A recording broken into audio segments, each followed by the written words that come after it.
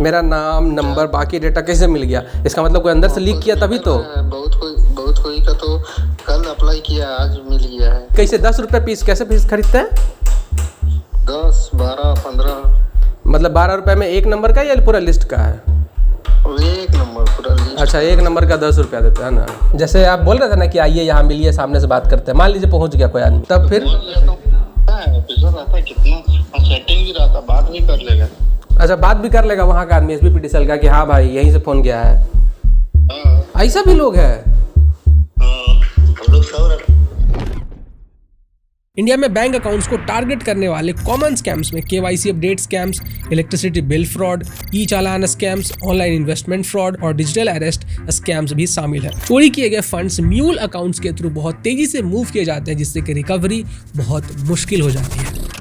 इससे लड़ने के लिए इंडिया के RBI और CERT जैसे regulatory bodies stricter fraud risk management, real time monitoring और साइबर सिक्योरिटी ऑडिट्स इंप्लीमेंट कर रहे हैं। लेकिन क्या आपको लगता है कि इसका रिजल्ट हमें देखने के लिए मिल रहा है या इसका कोई इफेक्ट भी इन साइबर क्राइम्स के ऊपर पड़ रहा है? इसका जवाब आपको आज के इस वीडियो में मिल जाएगा। और इस वीडियो के बाद एजेंसीज इन स्कैमर्स के ऊपर कितना कार्रवाई करती है वो भी आपको पता चल जाएगा। मैं हमेशा से सोचता था कि ये जो स्कैमर्स होते हैं वो इतना स्मार्ट कैसे हो गए, ये इतना टेक्निकल कैसे हो गए कि विक्टिम के फोन के ऊपर रैट इंस्टॉल कर दे रहे हैं और तुरंत ही सेकंड्स में उनके अकाउंट को खाली कर दे रहे हैं। और जैसा कि कहा जाता है कि आवश्यकता आविष्कार की जननी है, तो इस आवश्यकता ने मुझे यहाँ पे लाकर खड़ा कर दिया। ये सभी चीजें शुरू होती है मेरे इलेक्ट्रिसिटी के न्यू कनेक्शन रिक्वेस्ट से। मैंने स्मार्ट मीटर के कनेक्शन के लिए अप्लाई किया था, जिसके बाद 2 लोग आते हैं और साइट का सर्वे करके जाते हैं। ऑब्वियसली इसमें खर्चा पानी इन्वॉल्व है। अब इसके 2-3 दिन के बाद एक स्टूडेंट जैसा लड़का आता है जो साइकिल पे आता है और स्मार्ट मीटर को अपने साथ लेकर आता है। फिर वो मेरे घर देखता है और कहाँ पे इंस्टॉल कराना है वो मेरे से पूछता है।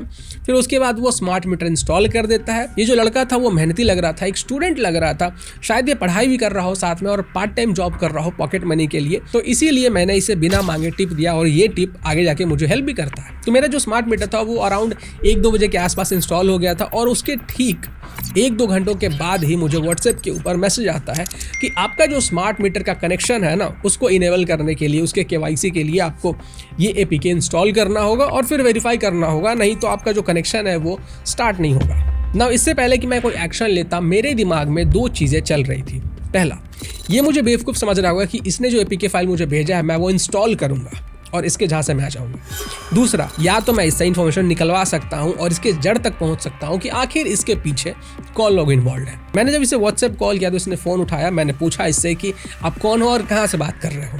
इसने फ़ोन काट दिया। फिर उसके जस्ट 2-3 सेकंड के बाद फिर से फ़ोन आता हुआ और इसी नंबर से आता है और सामने जो व्यक्ति था ना, वो दूसरा व्यक्ति था, पहले वाला व्यक्ति नहीं था। वो मुझे कहता है कि अगर आपने ये KYC अपडेट नहीं करवाया तो आपका जो स्मार्ट मीटर है वो डिस्कनेक्ट हो जाएगा और आपका जो टर्मिनेशन रिक्वेस्ट है वो हम उसको आगे फॉरवर्ड कर देंगे। पता नहीं मेरे मन में उस समय क्या आया, मैंने उसको 2-4 सिलेक्टेड गालियाँ दे दी। सामने वाला व्यक्ति लेकिन देखिए वो एकदम काम था, उसने मुझे रिप्लाई में गालियां नहीं दी। उल्टा ये मुझे कहता है कि अगर आप इस तरीके से एक ऑफिसर से बात करेंगे तो आपका जो स्मार्ट मीटर का कनेक्शन है उसको हम लोग टर्मिनेशन के लिए आगे अप्लाई कर देंगे। उसके बाद आपको जो कुछ भी करना है आप बिजली विभाग में आकर बात कर लीजिएगा, क्या करना है कैसे करना है आप समझ लेना। जस्ट इसके 2-3 सेकंड के बाद मुझे OTP आता है। अब आपको लग रहा होगा कि जो OTP मुझे आया वो फेक OTP होगा। जी नहीं, ये OTP एकदम जेन्युइन था। बिहार का जो पावर डिस्ट्रीब्यूशन बोर्ड है वहां से मुझे OTP मिला और टर्मिनेशन रिक्वेस्ट का ये OTP था। मेरा दिमाग 1 सेकंड के लिए हैंग हो गया कि ये जो OTP मुझे आया है ये ऑथेंटिक बिहार के पावर डिस्ट्रीब्यूशन बोर्ड से ही आया, क्योंकि ऊपर का जो मैसेज था वो मैंने देखा कि भाई पहले भी मुझे इस सेंडर से मैसेज आ चुके हैं। अब मीनवाइल इसने फ़ोन कट नहीं किया था, ये अभी भी फ़ोन पे था। अगर कोई नॉर्मल व्यक्ति होता जिसको इन सब चीज़ों के बारे में कोई आइडिया नहीं है, स्कैमर्स कैसे काम करते हैं उसका आइडिया नहीं है, एक नॉर्मल सा व्यक्ति होता तो उनके झांसे में फंस जाता और अपना बैंक अकाउंट खाली करवा लेता। तो मैंने इससे कहा कि आपका जो बिजली ऑफिस है वो कहाँ पे है। इसने मुझे एक्यूरेट डिटेल्स बताया कि पटना में बिजली ऑफिस कहाँ पे है। ये स्कैमर एकदम काम होके बात कर रहा था, ऐसा लग रहा था जैसे जेन्युइन ऑफिसर बात कर रहा है। आगे भी जब मैं इससे इन्फॉर्मेशन निकलवाऊंगा तो आप देखना कि ये कितना काम होकर बात कर रहा है। मैंने इससे कहा कि देखिए मैं आईफोन पे हूँ और मैं APK फाइल इंस्टॉल नहीं कर सकता हूँ। तो इसने मुझे फोर्स करके कहा कि सर देखिए, अगर आपको अपना KYC अपडेट करवाना है तो आपको एंड्रॉयड फ़ोन के अंदर इस APK को इंस्टॉल करना ही होगा। तो मैंने पूछा कि आपके पास आईफोन के लिए ऐप क्यों नहीं है। तो इसका कहना था कि सर बिहार का जो पावर डिस्ट्रीब्यूशन बोर्ड है अभी वो इतना एडवांस नहीं हुआ है कि आईफोन के लिए एक अलग से ऐप बनाए, तो अभी फिलहाल एंड्रॉयड के लिए ही बनाया गया है और उसको आपको डाउनलोड करके इंस्टॉल करना होगा, तभी आपका जो KYC है वो अपडेट होगा। अब अगर ये व्यक्ति मुझे प्ले स्टोर पर जाने के लिए कहता, वहाँ से ऐप डाउनलोड करने के लिए कहता, तो हो सकता है कि मैं इसके झांसे में आ जाता, लेकिन क्योंकि इसने APK फाइल व्हाट्सएप पे भेजा था तो मैं ऑलरेडी ये मान के चला था कि ये स्कैमर है। अब ये जो स्कैमर था ये ओवर कॉन्फिडेंस में जा चुका था, इसे लग रहा था कि ये मुझे आसानी से फंसा लेगा, लेकिन भाई मैं भी इतनी आसानी से हार मानने वालों में से हूँ नहीं। ऐसे जो प्रेशर वाले सिचुएशंस होते हैं ना, इनको हैंडल करना हमें बहुत बढ़िया तरीके से आता है। इंजीनियरिंग में हम कुछ सीखे या ना सीखे, इतना प्रेशर हमारे ऊपर डाला जाता है कि 4 साल के अंदर हम प्रेशर हैंडल करना तो ज़रूरी सीख जाते हैं। और कोई व्यक्ति जो इंजीनियरिंग बैकग्राउंड से आता होगा ये बात से वो ज़रूर सहमत हो रहा होगा। अब जो लड़का आया था जिसने मेरा स्मार्ट मीटर इंस्टॉल किया था, तो मैंने उससे फ़ोन करके पूछा कि ये फ़ोन आ रहा है मुझे OTP वगैरह के लिए, कनेक्शन रिक्वेस्ट के लिए, कि KYC वगैरह। उसने बताया अरे नहीं भैया ये सब कुछ भी मत करना, ये सब स्कैमर होते हैं। मैंने उससे पूछा कि भाई ये डिटेल्स उनके पास आता कहाँ से है, तो उसने बताया पता नहीं भैया, मैंने तो डन मार्क कर दिया है कि आपका इंस्टॉलेशन कंप्लीट हो गया, उसके बाद क्या होता है हम लोगों को पता नहीं है। खैर मैंने तुरंत ही इस APK फाइल को डीकम्पाइल करना शुरू किया, कुछ भी डिटेल जो मैं निकाल सकता वो निकालना शुरू किया, ताकि इसको, ये जो स्कैमर है ना, इसको थोड़ा मैनिपुलेट किया जा सके और इससे डिटेल्स निकलवाई जा सके। क्योंकि ये जो स्कैमर था ना, ये बाकी स्कैमर से अलग था। बाकी के स्कैमर गाली गलौज करेंगे या तो फ़ोन काट देंगे, नंबर ब्लॉक कर देंगे, लेकिन ये स्कैमर एकदम काम होके बात कर रहा था। बहुत ही ज़्यादा एक्सपीरियंस्ड स्कैमर इसको आप कहेंगे। मैंने तुरंत ही सैंडबॉक्स ऑन किया और MobSF जो वेबसाइट है वहाँ पे जाके इस APK फाइल को अपलोड किया और उसका एनालिसिस देखा। एनालिसिस देख के ही समझ में आ गया कि ये जो APK फाइल है ये कितना डेंजरस है। अब जिनको नहीं पता है उनको मैं संक्षेप में बताना चाहूँगा कि सैंडबॉक्स एक इन्वायरमेंट प्रोवाइड करता है जस्ट लाइक वर्चुअल बॉक्स, ताकि आपका जो PC है वहाँ पे आप कुछ भी टेस्ट कर सको, ताकि आपका जो मेन PC है वो इन्फेक्ट ना हो वायरस से या फिर किसी मालवेयर से। अब ये जो ऐप था वो बेसिकली आपके फ़ोन के सेंसिटिव परमिशन को ग्रांट करवा रहा था और उसके बाद जो डेटा है, जो चुराया डेटा इसने, उसको ये स्कैमर के सर्वर के ऊपर भेज रहा था। अब इस ऐप के सोर्स कोड को देखने के बाद मुझे आइडिया लगा कि ये एक पेलोड भी डाउनलोड कर रहा है जो कि माइनिंग कर रहा है बैकग्राउंड में, और जो माइन किए हुए कॉइन्स हैं उनको स्कैमर के वॉलेट में डिपॉजिट कर रहा है। अब ये जो माइनिंग वगैरह वाली चीज़ें हैं ना, ये मैं आगे आपको समझाऊंगा तो और आसानी से आपको समझ में आएगा। अब जबकि मैं बेसिक चीज़ें समझ चुका था, तो अब समय था सोशल इंजीनियरिंग स्किल्स अप्लाई करने का, थोड़ा ब्लफ करने का और चीज़ें जो डिटेल्स हैं इसके पास वो निकलवाने का। मैंने इसको कॉल किया और मैंने इससे कहा कि देखो भाई, तुमने ये गलत आदमी को भेज दिया है। हो सकता है तुम हर दिन किसी न किसी को चूना लगाते होगे, पर इस बार तुमने गलत व्यक्ति को भेज दिया है। मैंने तुम्हारे इस ऐप को डिकम्पाइल किया, वहाँ से मुझे पता चला कि जो स्कैमर तुम्हारा इन्वॉल्व है ना, जिससे तुमने इस ऐप को ख़रीदा है, जो माइनिंग करवा रहा है बैकग्राउंड में, उसका वैलेट एड्रेस भी है मेरे पास, और ये जो तुम्हारा फ़ोन नंबर है ना, वो भी मुझे तुम्हारे इस ऐप के सोर्स कोड में मिल गया है। और ये ऐप जो तेरे सर्वर पे डेटा भेज रहा है ना, उस सर्वर का मेरे पास एड्रेस भी है। ये कहता है कि तुम्हें जो करना है कर लो, तुम मुझे कभी पकड़ नहीं पाओगे, और तुम्हारे जैसे कई लोगों को मैंने स्कैम भी किया है और उनका डेटा मेरे पास भी है। मैंने कहा कि ठीक है तुम कॉन्फिडेंस हो, लेकिन एक बात याद रखना कि मैंने तुम्हारे जैसे कई लोगों को पकड़वाया हुआ है। और यहाँ पे मैंने थोड़ा ब्लफ किया और थोड़ा सा बड़ा चढ़ा कर बोल दिया। फिर इसके बाद ये कहता है कि देखो तुम मुझे पकड़ के क्या करोगे, तुम्हारे खुद के सिस्टम के अंदर इतने सारे लोग इन्वॉल्व है, वो लोग करप्ट ऑफिसर से, तुम उनको क्यों नहीं पकड़ते? उन्हीं लोगों ने मुझे डेटा बेचा है और तभी जाके तुम्हारा जो डेटा मेरे पास आया है। फिर मैंने कहा कि देखो जितने लोग करप्ट हैं उनके ऊपर तो कार्रवाई होगी, लेकिन एक बात श्योर है कि तुम जेल जरूर जाओगे अगर तुम मुझे जहाँ से ये जो डेटा तुम लेते हो, बाकी और भी जो डिटेल्स है, अगर तुम नहीं बताते हो तब। और सरप्राइजिंगली ये अग्री कर जाता है मुझे डिटेल्स शेयर करने के लिए। अब यहाँ तक मुझे नहीं पता था कि ये पानी में उतरेगा, इसको मैं डिटेल्स इससे निकाल पाऊंगा कि नहीं निकाल पाऊंगा, इसलिए मैंने रिकॉर्डिंग नहीं किया था। लेकिन इसके बाद मुझे लगा कि अब ये डिटेल्स शेयर करने वाला है, तो इसके बाद की रिकॉर्डिंग मेरे पास अवेलेबल है। ठीक है, जूनियर इंजीनियर है ना, तो उसको हम अपना डेटा जो रजिस्ट्रेशन वगैरह हुआ मीटर वगैरह का, तो उसके पास जो डिटेल गया वो बेच दिया। तो मतलब जो डाटा का जो काम करता है उसको दे दिया। और वो डेटा बेच के फिर आपके पास आया, या आपका जो भी अपना कंपनी है, प्राइवेट फर्म जो भी है, फिर उसके बाद से आपको लिस्ट मिला कि इसको कॉल करना है। तो वो तो एक आदमी के पास थोड़ी भेजता, वो हजारों। हाँ, वो तो हम समझ रहे हैं कि लिस्ट अपना वो जनरेट किया और अपना बाकी सब लोग को बेच दिया। कोई भी कंपनी को दे सकता है। देखिए कोई कंपनी का ऐड, कोई कंपनी का मैसेज आया। हाँ आता है, खूब आता है। तो वही होता है, डाटा वहीं से लीकेज होता है, कंपनी से ही लीकेज होता है, नहीं तो लीकेज कोई कर सकता। वही तो हम तभी ना हम आप फ़ोन किए है ना, तो हम कैसे बताएं कि भाई अभी कनेक्शन रिक्वेस्ट रेज ही हुआ है, मेरा डेटा कैसे मिल गया, मेरा नाम नंबर बाकी डेटा कैसे मिल गया? इसका मतलब कोई अंदर से लीक किया तभी तो। बहुत कोई का तो कल अप्लाई किया आज मिल गया है, वैसा भी होता है ना। मतलब ये डेटा कैसे 10 रुपये पीस कैसे पीस खरीदते हैं? 10, 12, 15। मतलब 12 रुपये में एक नंबर का या पूरा लिस्ट का है? एक नंबर पूरा लिस्ट। अच्छा, एक नंबर का 10 रुपया देता है ना। क्या क्या डिटेल रहता है? नाम का, एड्रेस हो गया, पैन कार्ड हो गया, ना सारा जो हम भरे हैं उसमें सारा डिटेल, एड्रेस सब रहता है। पैन नंबर भी होगा शायद। जो डिटेल आप दिए वहाँ वो डिटेल है। अच्छा, मान लीजिए कोई आदमी एसपी पीटीसीएल का ऑफिस पहुंच जाए, फिर क्या बोला? जैसे आप बोल रहे थे ना कि आइए यहाँ मिलिए, सामने से बात करते हैं, मान लीजिए पहुंच गया कोई आदमी, तब फिर कितना सेटिंग भी रहता, बात भी कर लेगा। अच्छा, बात भी कर लेगा वहाँ का आदमी एसपी पीटीसीएल का कि हाँ भाई यहीं से फ़ोन गया है। ऐसा भी लोग हैं। देखिए, पिछली बार जब मैंने OTP स्कैमर को एक्सपोज किया था तो कुछ लोग कमेंट सेक्शन में आकर कह रहे थे कि ये स्क्रिप्टेड है, फेक वीडियो है, ऐसा है वैसा है। भाई वो स्क्रिप्टेड वीडियो होता तो रियल पुलिस उसमें इन्वॉल्व नहीं होती। इसीलिए ये जो वीडियो है इसमें मैं इस स्कैमर का जो फ़ोन नंबर है वो ब्लर नहीं कर रहा हूँ। अगर किसी को क्रॉस चेक करना है जाके क्रॉस चेक कर लेना भाई। और हाँ, इसने अब अपना व्हाट्सएप जो नंबर है ना उसको डिसेबल कर दिया, यानी इसने अपना व्हाट्सएप अकाउंट बंद कर दिया है, तो व्हाट्सएप पे मैसेज नहीं जाता है। अब देखिए ये जो पूरा स्कैम है आखिर ये कैरी आउट कैसे होता है स्टेप बाय स्टेप। मैंने जो फॉर्म फिलअप किया था वहाँ पे मेरा नाम, मेरा फ़ोन नंबर और बाकी के डिटेल्स थे भाई।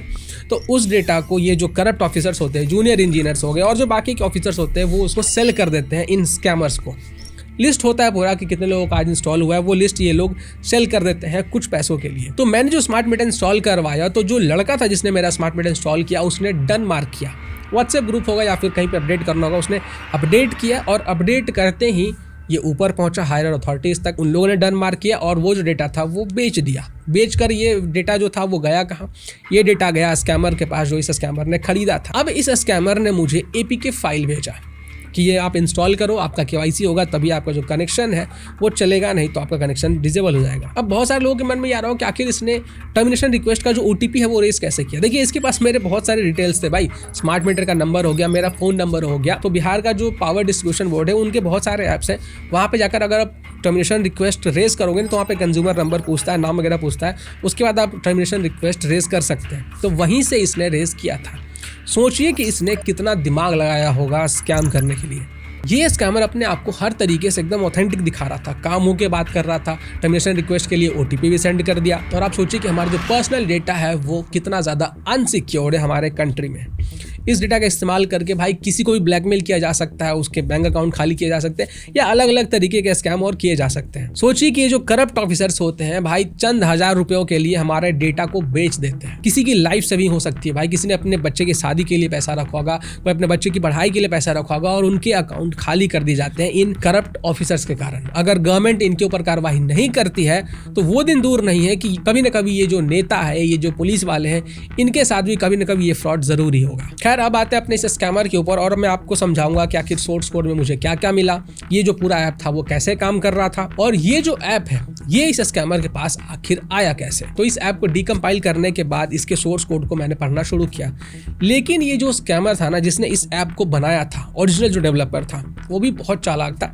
उसने इस पूरे ऐप के अंदर कुछ भी भर रखा था, क्लास के नाम में कुछ भी ABCD कुछ भी टाइप करके रखा था, मेथड के नाम में कुछ भी टाइप करके रखा था, फोल्डर्स के नाम में कुछ भी टाइप करके रखा था, ताकि जो क्रूशियल इन्फॉर्मेशन है ना उसको ढूंढना मुश्किल हो जाए। जैसे कि जब घोटाले होते हैं तो वहाँ पे जब छापा वगैरह पड़ता है और डॉक्यूमेंट्स मांगे जाते हैं, तो जो घोटाले करने वाले होते हैं ना वो क्या करते हैं कि पूरा ट्रक भर के सामान दे देते हैं, मतलब ट्रक भर के सारे डॉक्यूमेंट्स वगैरह दे देते हैं, ताकि जो असली चीज़ है वो इन ऑफिसर्स को ना मिले और ये पूरे कबाड़ी के अंदर ही ढूंढते रह जाए। तो ऐप के सोर्स कोड के अंदर मुझे बहुत सारी चीज़ें मिली।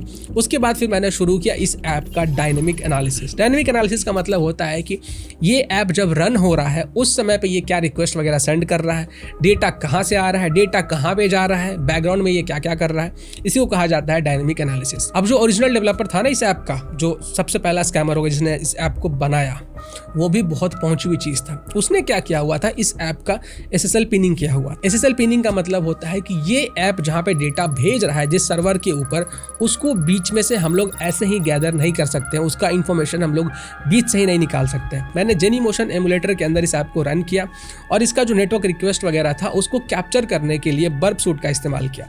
बर्ब सूट एक सॉफ्टवेयर होता है जो बीच से डेटा को कैप्चर करता है, यानी कि आपके और सर्वर के बीच में जो भी ट्रांसफर हो रहा है ना डेटा का, उसको कैप्चर करता है और बताता है कि आखिर डेटा में है क्या। लेकिन इस चीज से बचने के लिए कि कोई भी व्यक्ति आसानी से इस ऐप के डेवलपर को ना पकड़ सके, कैसे ये काम हो रहा है वो ना पता कर सके, डेवलपर ने SSL पिनिंग किया हुआ था। तो जब मैं इस ऐप को रन करके बर्ब सूट से चीजें कैप्चर कर रहा था तो मुझे कुछ ज्यादा इन्फॉर्मेशन ही नहीं मिल रहा था। फिर मुझे समझ में आया कि अच्छा इसने SSL पिनिंग किया हुआ होगा, तो मैंने इस SSL पिनिंग को डिसेबल किया। डिसेबल करने के बाद बहुत सारी चीजें सामने आ गई कि ये जो डेटा है वो किस वेब सर्वर के ऊपर जा रहा है, जो स्कैमर का सर्वर है वहां पे ये डेटा जा रहा था, वो डिटेल्स कैप्चर हुए। अब यहाँ पे मेरे से एक गलती हो जाता है। मेरे से गलती ये हो गया था कि मैं इस ऐप को डिकम्पाइल करके इसके ऊपर रिसर्च करके इसको एनालिसिस करने में मैंने बहुत ज्यादा टाइम लगा दिया। ये जो पूरा मामला मेरे साथ हुआ था वो मार्च अप्रैल के आसपास हुआ था और मैंने इसके ऊपर काम करना शुरू किया था जून जुलाई के आसपास में, क्योंकि बीच में बाकी चैनल के ऊपर भी ध्यान देना था और भी काम करना था, घर में भी काम लगा हुआ था और इसलिए इस सर्वर का जो लिंक था वो इनएक्सेसिबल हो गया। ये जो स्कैमर्स है ये क्या करते हैं कि कुछ समय के बाद ही अपना जो एड्रेस है, जो वेब सर्वर है इनका, उसको चेंज कर देते हैं। खैर इसके सर्वर के बाकी की डिटेल्स तो मैं नहीं निकाल पाया, लेकिन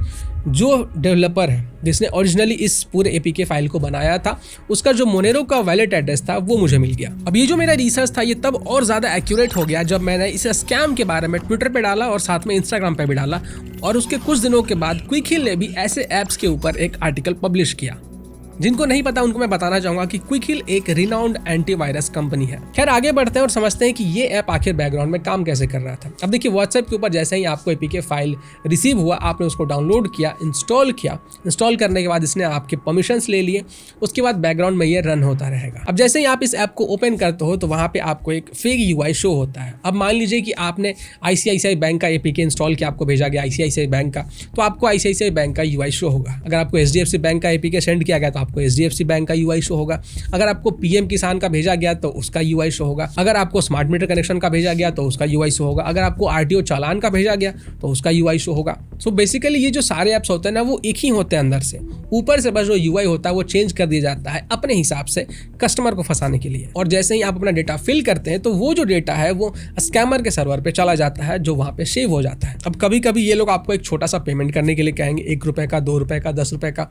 कभी आपको कहेंगे अपने क्रेडिट कार्ड के डिटेल्स डालिए, कभी आपको कहेंगे अपने ATM के पिन वगैरह को डालिए, कभी आपको कहेंगे अपने बैंक अकाउंट के डिटेल्स को डालिए ताकि आपका अकाउंट वेरीफाई किया जा सके, और डिटेल्स मिलने के बाद ही आपका बैंक अकाउंट खाली कर दिया जाता है। सो बेसिकली इन सारे स्कैम ऐप्स का मेन मोटिव होता है आपका जो बैंक है उसके डिटेल्स को कैप्चर करना और जो स्कैमर है उसके सर्वर पर भेजना। अब ये जिस स्कैमर की मैं बात कर रहा हूँ ये है स्कैमर 2, यानी कि अपना जो लोकल वाला स्कैमर है। अब आते हैं मेन स्कैमर के ऊपर जिसने इस पूरे ऐप को डेवलप किया है। और ये जो लोकल स्कैमर्स है ना जिनसे मेरी बातचीत हुई, जिनसे मैंने डिटेल्स निकलवाया, उनको ये ऐप उसी मेन स्कैमर से मिलता है जिसने इस ऐप को डेवलप किया। अब जो मेन डेवलपर होता है ना, जिसने इस ऐप को बनाया, कोड किया, वो क्या करता है कि कोड करते के टाइम इस ऐप के अंदर माइनिंग कैपेबिलिटीज ऐड कर देता है। पेलोड डाउनलोड होता है, फिर माइनिंग स्टार्ट होता है और फिर माइनिंग से जो मिलने वाले रिवॉर्ड होते हैं उसको इस स्कैमर के जो वैलेट के अंदर डिपॉजिट कर दिया जाता है। अब जिनको क्रिप्टो माइनिंग समझ में नहीं आता कि क्रिप्टो माइनिंग आखिर होता क्या है, एकदम आसान शब्दों में मैं आपको समझाना चाहता हूँ।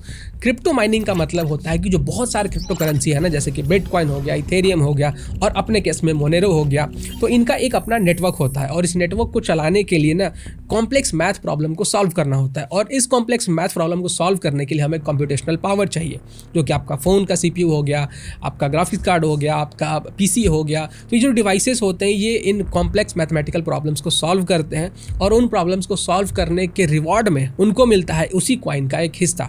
जैसे अगर बिटकॉइन के अगर आप नेटवर्क पे हैं तो आप बिटकॉइन माइनिंग कर रहे हैं तो बिटकॉइन का एक छोटा सा हिस्सा आपको मिलेगा, इथेरियम पे है तो इथेरियम मिलेगा, मोनेरो पे है तो मोनेरो मिलेगा। तो हमारे केस में ये था मोनेरो। अब मोनेरो इसने क्यों यूज़ किया वो मैं आपको बताऊंगा। अब देखिए सबसे ज़्यादा वैल्यूड जो क्रिप्टो करेंसी है वो है बिटकॉइन, करोड़ों में इसकी वैल्यू है भाई। एक छोटा सा 0.001 भी मिल जाएगा तो भाई अच्छा खासा अमाउंट हो जाता है। तो ये बिटकॉइन क्यों नहीं कर रहा था, ये मोनेरो में क्यों कर रहा था जिसकी वैल्यू बिटकॉइन से तो बहुत ही ज़्यादा कम है भाई। बिटकॉइन ये लोग इसीलिए नहीं कर रहे थे क्योंकि जो मोनेरो है ना वो स्पेशल टाइप का क्रिप्टो करेंसी है जिसको कि बनाया ही गया है अनोनिमिटी के लिए। यानी कि ये जो वैलेट है उसमें कितना बैलेंस है, वो ट्रांसफ़र कहाँ कर रहा है, कहाँ से मोनेरो उसमें आ रहा है, ये कुछ भी डिटेल्स उसमें शो नहीं होते हैं। जबकि जो बाकी की क्रिप्टो करेंसी है जैसे कि बिटकॉइन हो गया, इथेरियम हो गया, तो उसमें अगर आपके पास किसी के वैलेट का एड्रेस है तो आप देख सकते हो कि उसके वैलेट में कितना बैलेंस है भाई, कहाँ वो क्रिप्टो करेंसी भेज रहा है, कहाँ से वो रिसीव कर रहा है।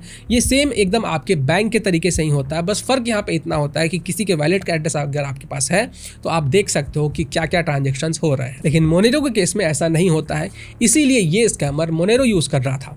तो मैंने जो ऐप को डीकम्पाइल किया वहाँ पे मुझे मोनेरो का वैलेट एड्रेस मिला। अब जब इस मोनेरो के वैलेट एड्रेस को मैंने सर्च किया तो पता चला कि ऐसे बहुत सारे स्कैम ऐप्स हैं। पीएम किसान हो गया, आईसीआईसीआई बैंक हो गया, एचडीएफसी बैंक हो गया, और बहुत सारे जितने भी तमाम तरीके के स्कैम वाले ऐप्स हैं ना जो स्कैमर्स भेजते हैं, वो सारे के सारे एपीके फाइल के रिपोर्ट के अंदर ये मोनेरो एड्रेस लिंक था। यानी कि ये सभी के सभी ऐप एक ही डेवलपर के द्वारा बनाए गए हैं जिसने अपना मोनेरो का वैलेट एड्रेस इस ऐप के अंदर इम्बेड किया हुआ था। अब आप सोच रहे हो कि अगर माइनिंग हो रही है तो इससे आपका क्या फ़र्क पड़ने वाला है भाई, फ़ोन के अंदर माइनिंग हो गया तो क्या हो गया।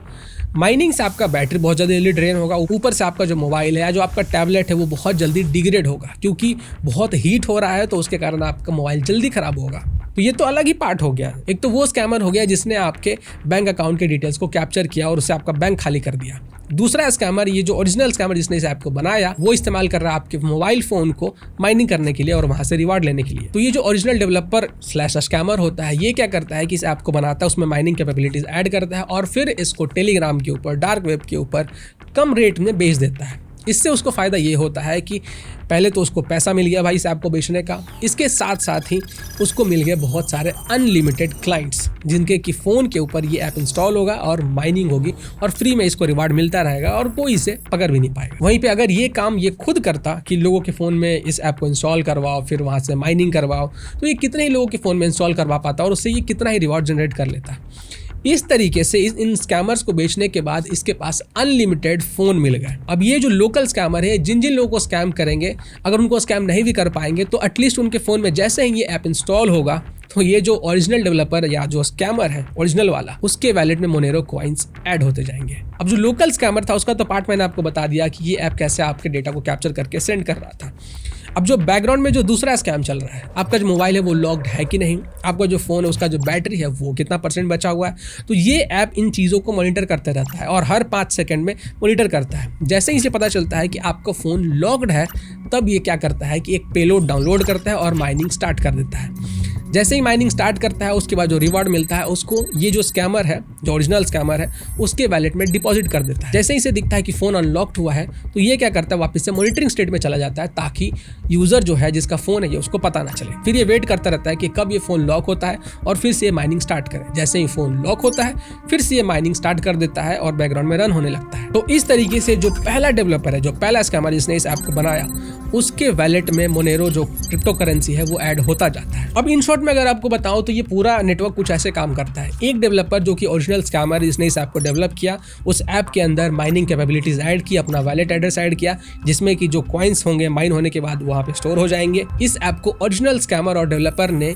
बेच दिया लोकल स्कैमर को, जिनके पास उतना आइडिया नहीं है कि ऐप कैसे बनाया जाए, कैसे कोड किया जाए, और साथ में एक सॉफ्टवेयर भी उनको दे देता है जिसका इस्तेमाल करके ये जो सेकंड लेवल वाले स्कैमर्स हैं जिनसे हमारी डायरेक्टली बातचीत होती है, तो ये स्कैमर क्या करते हैं, अपने हिसाब से यूआई को ट्वीक करते हैं। और कई केसेस में तो इस ऐप को अनइंस्टॉल करना भाई बहुत मुश्किल हो जाता है। कई बार ये जो ऐप्स होते हैं वो एडमिन राइट्स भी ले लेते हैं ताकि आप इसको अनइंस्टॉल ना कर सकें। और कई केसेस में ऐसा भी देखा गया है कि ये ऐप इंस्टॉल होने के बाद अपना नाम चेंज कर लेते हैं। मतलब जिस नाम से ये इंस्टॉल हुआ उस नाम से आपके ये ऐप्स के लिस्ट में नहीं शो करेगा।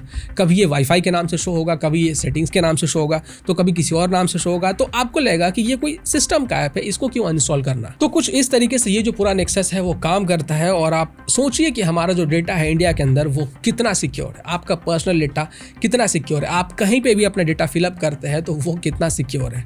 आसानी से इन स्कैमर्स को आपका डेटा मिल जाता है। कहीं पे आपने फॉर्म फिलअप किया कॉलेज के लिए, भाई कोचिंग क्लासेस के लिए या फिर क्रेडिट कार्ड के लिए, वहां से आपका डिटेल्स चुराया गया और उसको बेच दिया गया। एक छोटा सा ट्रिक मैं आपको बताता हूँ कि आपको कैसे पता चलेगा कि आपका जो डेटा है वो किसने सेल किया। जब भी आप इंटरनेट पे किसी भी वेबसाइट पे जाओ, वहां पे जैसे ही आपका नाम वगैरह पूछा जाता है रजिस्टर करने के लिए, तो वहां पे आप क्या करो ना कि आप अपने नाम की जगह वेबसाइट का नाम डाल दो। फॉर एग्जांपल मान के चलते हैं कि आपका नाम कुमार है, तो कुमार गूगल, इस टाइप से। तो जब भी आपको कोई स्पैम मेल आता है या फिर कहीं से कोई डेटा चोरी होता है, लीक होता है, तो उस डेटा का इस्तेमाल करके अगर आपको कोई रीच आउट करने की कोशिश करता है तो वहां पे वो आपका नाम कुमार गूगल दिखाएगा। तो इससे आपको आइडिया लग जाएगा कि भाई किसने मेरा डेटा बेचा है।